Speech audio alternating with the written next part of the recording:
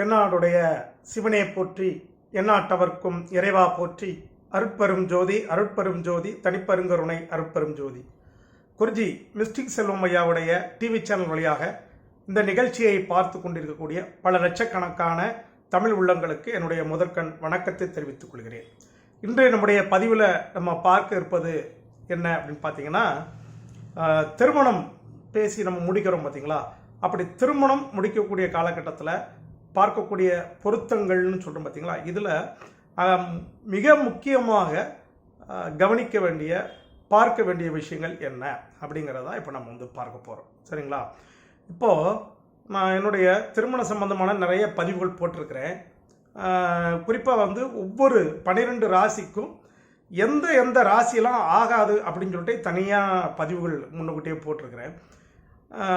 நான் மீண்டும் ஒரு முறை சொல்லுவது, திருமண பொருத்தம் பார்க்கக்கூடிய காலகட்டத்தில் தயவு செய்து இந்த 10 பொருத்தங்கள் என்று சொல்லக்கூடிய நட்சத்திர பொருத்தங்களை நீங்கள் பார்க்கவே வேண்டாம், அதை நம்பவும் வேண்டாம். மீண்டும் ஒரு முறை அழுத்தம் திருத்தமாக சொல்லிக்கொள்கிறேன். அடுத்ததாக பார்த்தீங்கன்னா இந்த திருமண பொருத்தம் பார்க்கின்ற பொழுது பாவ பொருத்தம் அப்படின்னு சொல்லுவாங்க. இந்த பாவ பொருத்தம் மிக மிக மிக மிக மிக முக்கியம். இந்த பாவ பொருத்தம் என்றால் ஒரு ஆணுடைய ஜாதகத்திலையும் பெண்ணுடைய ஜாதகத்திலையும் 1, 7, 8, 2, 4, 12 ஆகிய இந்த இடங்களில் பாவக்கிரகங்கள் ஆகிய செவ்வாய், சனி, ராகு, சூரியன், மாந்தி இந்த மாதிரியான கிரகங்கள் இருக்குமானால் அதற்கு ஈக்குவலண்டான பாவம் உள்ள ஜாதகத்தை இணைக்க வேண்டும் அப்படிங்கிறது தான் சூட்சமம். இந்த பாவத்தை சேர்க்கக்கூடிய காலகட்டத்தில் பார்த்தீங்கன்னா இன்னொரு விஷயத்தையும் நீங்கள் ஞாபகப்படுத்துகிறேன். இந்த திருமண பொருத்த சம்பந்தமாக நிறைய தமிழகம் முழுதும் நிறைய ஜோதிடர்கள் என்ன சொல்லியிருக்காங்கன்னா, ஒரு ஆண் ஜாதகத்தில் லக்னத்தில் ராகு 7ல் கேது அல்லது 7ல் ராகு லக்னத்தில் கேது இருக்குன்னா, இதே மாதிரியே பெண்ணுக்கும் 1, 7ல் ராகு கேது இருக்கணும், அப்படின்னா தான் கல்யாணம் முடிக்கணும்னு சொல்லிட்டு இருக்காங்கிறது ஒரு பரவலாக எல்லாரும் சொல்லிட்டு இருக்காங்க. இது 100க்கு 100 பொய்யான கருத்து. அப்படியெல்லாம் இருக்கணுங்கிற அவசியம் கிடையாது. சரிங்களா? ஏன் அப்படின்னு கேட்டிங்கன்னா, இந்த பாவ பொருத்தம் அப்படின்னு சொன்னால் பார்த்தீங்களா, அந்த பாவ பொருத்தம் அப்படின்னு சொல்லும் பொழுது ஆணுக்கு பாவம் பெண்ணை விட ஜாஸ்தியாக இருக்கணும், பெண்ணுக்கு ஆணை விட கம்மியாக இருக்கணும். இதுதான். இப்போ ஒரு உதாரணத்துக்கு இந்த பாவங்களை நாம் பார்க்கின்ற பொழுது அதிகபட்சம் 3.5 பாவங்கள் இருக்கும் ஒரு ஆணுடைய ஜாதகத்தில். பெண்ணுக்கும் 3 பாவம் வரலாம். சரிங்களா? இப்போ பார்த்தீங்கன்னா ஒரு ஆணுக்கு 1.5 பாவம்னு வச்சுக்கோங்களேன். பெண்ணுக்கு எவ்வளவு இருக்கணும் அப்படின்னு கேட்டிங்கன்னா 3/4 பாவத்திலிருந்து 1, 1.25, 1.5 இதுக்குள்ளே தான் இருக்கணும். இதை தாண்டி போகக்கூடாது.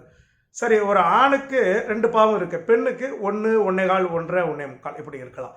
அதனால ஒரு ஆண் ஜாதகத்தை விட பெண் ஜாதகத்தில் பாவம் அப்படிங்கிறது கம்மியாகத்தான் இருக்கணும். அதற்காக இந்த சர்ப்ப கிரகம் 1, 7ல் இருந்தால் அல்லது 2, 8ல் இருக்குது அப்படின்னா அதே மாதிரி ஒரு பெண் ஜாதகத்தில் இருக்கணும் அப்படிங்கிறதுலாம் லாஜிக்கே கிடையாது. அப்படி எந்த விதமான ரூல்ஸும் கிடையாது. அந்த மாதிரி நம்பிக்கைகளை வளர்த்து கொள்ள வேண்டாம். சரிங்களா? ஒன்று. அடுத்தாப்புல இந்த திருமண பொருத்தம் பார்க்கும் பொழுது நம்ம மிக மிக முக்கியமாக பார்க்க வேண்டிய ஒரு விஷயத்தை நான் உங்களுக்கு தெளிவுபடுத்துகிறேன். என்ன அப்படின்னு பார்த்தீங்கன்னா, ஒரு ஆண் ஜாதகத்தில் 7ஆம் பாவாதிபதி, நல்லா ஞாபகம் வைத்துக் கொள்ளுங்கள், ஒரு ஆணுடைய ஜாதகத்தில் 7ஆம் பாவாதிபதி மிக மிக மிக மிக முக்கியம். அடுத்து 3ஆம் பாவாதிபதி மிக மிக மிக மிக முக்கியம். அடுத்தாப்புல இதே மாதிரி ஒரு பெண்ணுடைய ஜாதகத்திலையும் பார்த்தீங்கன்னா 7ஆம் பாவாதிபதி மிக முக்கியம், 9ஆம் பாவாதிபதி மிக முக்கியம், 3ஆம் பாவாதிபதியும் மிக முக்கியம். சரிங்களா? அப்போ எந்த ஒரு ஜாதகத்தையும் நாம் பார்க்கின்ற பொழுது ஒரு ஜாதகத்தில் ஆண் ஜாதகமாக இருந்தாலும் சரி, பெண் ஜாதகமாக இருந்தாலும் சரி, அந்த 7ஆம் பாவத்துக்குண்டான கிரகம் அஸ்தமனமாக இருந்தாலோ, மறைந்து இருக்குமானாலோ, அல்லது வக்கரமாக இருக்குமானாலோ, நீச்சமாக இருக்குமானாலோ, அந்த ஜாதகங்களுக்கு நாம் பொருத்தம் பார்த்து செய்கின்ற பொழுது மிக கவனமாக செய்ய வேண்டும். இது ஒரு முக்கியமான ஒரு விஷயம். அடுத்தாப்புல 7ஆம் பாவத்தில் சூரியன் அப்படிங்கிற கிரகம் இருக்கிறதுலே ரொம்ப மோசமான பிளானட். சூரியன் அப்படிங்கிற ஒரு கிரகம் இருக்குமானால் மிக கவனமாக, அது ஆணாக இருந்தாலும் சரி பெண்ணாக இருந்தாலும் சரி, திருமண பொருத்தம் பார்க்க வேண்டும்.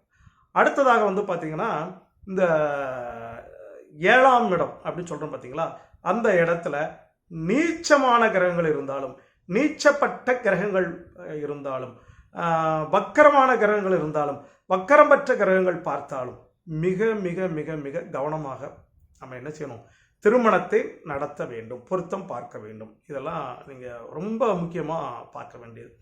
அடுத்ததாக வந்து பார்த்தீங்கன்னா ஒரு ஜாதகத்தில் ஆண் ஜாதகமாக இருந்தாலும் சரி, பெண் ஜாதகமாக இருந்தாலும், உதாரணத்துக்கு மேஷ லக்னம் அப்படின்னு வச்சுக்குவோம். இந்த மேஷ லக்னத்திற்கு 7ஆம் இடம் வந்து துலாம். இந்த துலாத்தினுடைய அதிபதி யாருன்னு பார்த்தீங்கன்னா சுக்கிரன். இந்த சுக்கிரன் அப்படிங்கிற பிளானட் வந்து கன்னி ராசியில் போய் இருக்கக்கூடாது. கன்னி ராசின்னு சொன்னால் அந்த 7ஆம் பாவத்துக்கு 12ஆம் வீடு, அதில் போய் அந்த 7ஆம் பாவாதிபதி மறையக்கூடாது.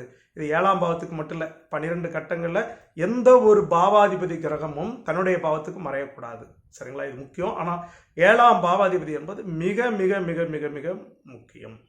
அதே மாதிரி தான் 3ஆம் பாவாதிபதியும் தன் ஸ்தானத்திற்கு 12ல் போகக்கூடாது. இப்போ மேஷ லக்னம் 3ஆம் பாவாதிபதி யாருன்னு பார்த்தீங்கன்னா புதன். இந்த புதன் வந்து எக்காரணம் கொண்டும் மிதுனத்திற்கு 12ஆம் இடமாகிய ரிஷப ராசியில் போய் உட்காரக்கூடாது. உட்கார்ந்தால் அவர்களுக்கு திருமண வாழ்க்கையில் வந்து செக்ஸுவலான ஈடுபாடுகள் வந்து மிக குறைவாக இருக்கும். இல்லை அப்படின்னா அது இருக்கும், அப்போ நம்ம அதற்கு ஈக்குவலண்டான ஜாதகத்தை தான் சேர்க்க வேண்டும். இது ஆண் ஜாதகமாக இருந்தாலும் பெண் ஜாதகமாக இருந்தாலும் இப்படியெல்லாம் வந்து இருக்குது பார்த்துக்கோங்க. இதையெல்லாம் பார்க்காமல், இதையெல்லாம் புரிந்து கொள்ளாமல் நம்ம வந்து டைரக்டாக வந்து 10 பொருத்தம் பார்த்தா அப்படிங்கிறது நம்மளே நாமே கழுத்தில் கல்லை கட்டிக்கிட்டு கடலில் குதிப்பதற்கு சமம். அதனால் தயவு செய்து இந்த 10 பொருத்தங்களை பார்ப்பதை தூர தூக்கி எறிந்து விடுங்கள். இது என்னுடைய தாழ்மையான வேண்டுகோள். என்னுடைய 26 வருடத்தில் நான் ஒருவருக்கு கூட நட்சத்திர பொருத்தங்கள் என்பதை நான் பார்த்ததை இது வரைக்கும் கிடையாது. சரிங்களா, ஒன்று. அடுத்தாப்புல வந்து பார்த்தீங்கன்னா வந்து திருமணம் முடிகின்ற பொழுது நடக்கக்கூடிய தசாபுத்திகள் அப்படின்னு சொல்லி சொல்கிறோம். ஒரு திருமணம் நடக்குது ஒரு ஆணுக்கோ பெண்ணுக்கோ, அவர்களுக்கு அந்த திருமணம் நடக்கக்கூடிய காலகட்டத்திலிருந்து ஒரு 25 வருடங்கள் வரைக்கும் எந்த மாதிரியான தசாபுத்திகள் இருக்கிறது, ஒருத்தருக்கு ஒருத்தர் வந்து அனுசரித்து போகக்கூடிய அல்லது ஒருத்தரை ஒருத்தர் தாங்கி பிடிக்கக்கூடிய தசாபுத்திகள் இருக்கிறதா அப்படிங்கிறத ரொம்ப கவனமாக வந்து நம்ம வந்து பார்க்கணும். சரிங்களா, ஒரு சின்ன சம்பவத்தை நான் உங்கள்கிட்ட ஷேர் பண்ணலாம் அப்படின்னு வந்து நினைக்கிறேன். இது ரொம்ப முக்கியமானது. ஒரு தூத்துக்குடியில் ஒரு நபர் வந்து என்கிட்ட பொருத்தம் பார்ப்பதற்காக, நான் சொல்கிறது வந்து ஒரு 5 வருடங்களுக்கு முன்னாடி என்கிட்ட வந்து பொருத்தம் பார்ப்பதற்காக வருகிறார். அப்போ பொருத்தம் பார்க்க வந்த உடனே வந்து நீங்கள் யார் எனக்கு தெரியல, புதுசாக இருக்கேன்னு கேட்குறேன். அவங்க குறிப்பிட்ட நபருடைய பேரை சொல்லி நீங்கள் இவங்க தான் அவங்ககிட்ட அனுப்பி வச்சாங்க அப்படின்னாங்க. அப்போ நான் வந்து அந்த ஜாதகத்தை வந்து அனலைஸ் பண்ணி பார்த்துட்டு சொன்னேன், இந்த பையனுக்கும் இந்த பொண்ணுக்கும் பொருத்தம் இருக்குது, சரிங்களா, ஆனால் திருமணம் செய்யக்கூடாது அப்படின்னு வந்து சொல்கிறேன். நல்லா கேட்டுக்கொள்ளுங்கள். இந்த பையனுக்கும் பொண்ணுக்கும் பொருத்தம் இருக்குது, ஆனால் திருமணம் செய்யக்கூடாது அப்படின்னு சொன்னேன். அப்போ அவங்க சொல்கிறாங்க, ஏற்கனவே அப்போ தான் என்ன சொல்கிறாங்க, ஏற்கனவே நான் ஒரு 5 பேர்கிட்ட பார்த்துட்டு செய்யலான்னு சொல்லிட்டாங்க, ஆனால் இறுதியாக ஒரு முடிவு பார்க்கணுங்கிறப்போ எங்கள் குடும்ப நண்பர் தான் அவங்ககிட்ட சொன்னாங்க, நீங்கள் இப்படி நீங்களும் செய்யலாம், ஆனால் இதை செய்யக்கூடாதுன்னு சொல்கிறீங்களே, எங்களுக்கு ஒன்றும் புரியலையே அப்படின்னாங்க. அப்போ நான் வந்து சொன்னேன், உங்களுக்கு எல்லாருக்கும் 10க்கு இத்தனை பொருத்தம் பார்த்துட்டு செய்யலான்னு சொல்லியிருப்பாங்க அப்படி தானே. ஆமான்னு சொன்னால் அவங்க லிஸ்ட்லாம் எடுத்து கொடுக்குறாங்க, யார் யாரெல்லாம் ரப்பர் ஸ்டாம்பில் லெட்டர் பேடில் வந்து இத்தனை பொருத்தம் இருக்குன்னு எழுதி எல்லாத்தையும் கொடுத்துட்டாங்க. அப்போ நானும் வந்து அப்படிலாம் வேண்டாங்கன்னு சொல்லிட்டு அப்போ நான் விளக்கம் சொல்கிறேன். இந்த பையனுடைய ஜாதகத்தில் இப்போ அவருக்கு வந்து 27 வயசு என்று பார்க்குறப்போ, இந்த பையனுடைய ஜாதகத்தில் 32 வயசு முடிய உள்ள காலகட்டத்தில் இவருக்கு உயிருக்கு ஆபத்தான சூழ்நிலைகள் வந்து இருக்குது. இந்த பெண் அல்ல, எந்த பெண்ணையுமே திருமணம் செய்யாதீர்கள். 32 வயசுக்கு அப்புறம் தான் இந்த பையனுக்கு வந்து எப்படி இருக்குன்னு பார்த்துட்டு திருமணம் செய்யலாம், தயவுசெய்து செய்யாதீங்க அப்படின்னு நான் சொல்கிறேன். இதுதான் காரணம் அப்படின்னு சொல்கிறேன். அப்புறம் அவங்க போகிறாங்க, மேலும் 2-3 ஜோசியரை பார்க்குறாங்க. நான் சொன்ன கருத்தை அவங்கள்ட்ட சொன்னோன்னா அவங்க கொஞ்சம் டவுட் ஆகிட்டு, நீங்கள் குலதெய்வத்திட்ட பூ போட்டு உத்தரவு கேளுங்கட்டாங்க. குலதெய்வத்திட்ட போய் பூ போட்டு உத்தரவு கேட்டு பூ கொடுத்துட்டு கல்யாணத்தை முடிச்சாச்சு. 1.5 வருடம் ஆகுது. குழந்தை பிறந்து 5 மாதம் இருக்கும், 4 மாதம் 5 மாதம் இருக்கும். அந்த இளைஞர் ஹார்ட் அட்டாக்ல இறந்து போறார். அந்த இளைஞரே ஆஸ்பத்திரியில் சீரியஸாக இருக்கிறப்போ அவருடைய தந்தை என்கிட்ட ஜோசியம்பாக்கு வந்தாலும் ஃபோன் அடித்து கேட்குறாங்க, ஐயா நீங்கள் சொன்னீங்க இப்படி ஆயிட்டுது, ஆனால் இப்படி இருக்குது, பையன் சீரியஸாக இருக்கிறான் ஐயா அப்படின்னாங்க. ஐயா நம்ம முதல்ல பையன் வீட்டுக்கு வரட்டும், நல்லபடியாக இப்போ இதை பற்றி கேட்காதீங்கன்னு அனுப்பிட்டேன். அப்புறம் அந்த பையன் இறந்த உடனே ஒரு காரியங்களை செய்துட்டு என்கிட்ட வந்தாங்க. அப்போ அவங்க கேட்டாங்க, சார் இத்தனை பேர் பார்த்தாங்க, பூக்கட்டி சாமியும் உத்தரவுலாம் கொடுத்தது சார், ஏன் சார் இப்படி ஆகிட்டுன்னு கேட்டாங்க. நான் சொன்னேன், சாமி உத்தரவு கொடுத்தது அப்படிங்கிற அந்த பாயிண்ட்டுக்குள்ளே நான் வரலை. ஆனால் இது நடக்காது. ஏன் நடக்காதுன்னு சொன்னால், பொருத்தம் என்பது வேறு, ஆனால் இவர்கள் எப்படி வாழ்வாங்க அப்படிங்கிறது பேர்.